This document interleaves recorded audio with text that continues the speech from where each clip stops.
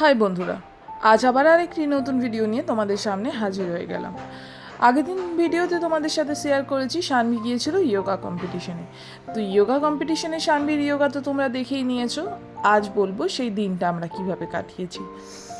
প্রায় 9:30 নাগাদ আমরা সেখানে পৌঁছে গিয়েছিলাম, কারণ স্যার বলেছিলেন 10টা থেকে প্রোগ্রাম শুরু হয়ে যাবে। তো কম্পিটিশনের জন্য ফার্স্টেই যে পরে শানভি কিন্তু চেস্ট নাম্বার নিয়ে নিয়েছিল, তারপরে শুরু করে দিয়েছিল ওর প্র্যাকটিস। কারণ সব কিছুর জন্য একটা প্র্যাকটিসের দরকার হয়।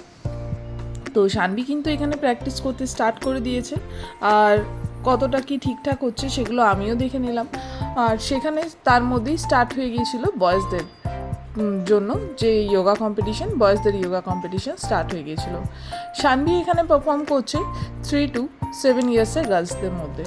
তো শানভি দেখো এখানে কিন্তু লেগ ব্যালেন্স করার চেষ্টা করছে। লেগ ব্যালেন্সটা কিন্তু ও এখানে কিছু মতেই ধরে রাখতে পারছে না। বাড়িতে যখন করছিল পারফেক্ট হয়েছিল, জানি না কেন ওর ভেতরে একটা নার্ভাসনেস কাজ করছিল।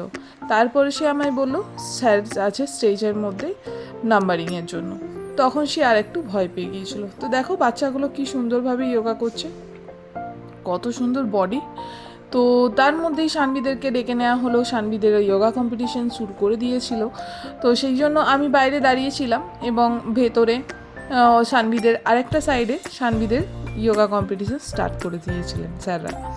এই যোগা কম্পিটিশনটা হচ্ছিল দুর্গাপুর ক্লাবে, যেটি কেমন ব্রিজে অবস্থিত। এখানে এসে প্রচুর বাচ্চাদেরকে দেখলাম, আর ছোট ছোট বাচ্চারা এত সুন্দর সুন্দর যোগা করছে যে বলার কিছু নেই। প্রচুর দূর দূর থেকে মানুষজন এসছেন, পুরুলিয়া, বীরভূম, তারপরে বাঁকুড়া, এইসব সাইড থেকে মানুষজন এসছেন।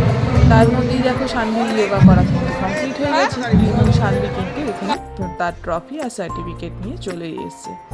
প্রায় এখানে থাকতে থাকতে আমাদের এখানে 3:30 নাগাদ বেজে গিয়েছিল, তাই বাচ্চারা খিদেতে একদম ছটপট করছিল। আর এখানে যেহেতু লাঞ্চেরও ব্যবস্থা ছিল, লম্বা লাইন ঠেলে আমরা নিয়ে আসলাম লাঞ্চ। বাচ্চারা লাঞ্চ করে তারপর সেখান থেকে আমরা বেরিয়ে পড়লাম।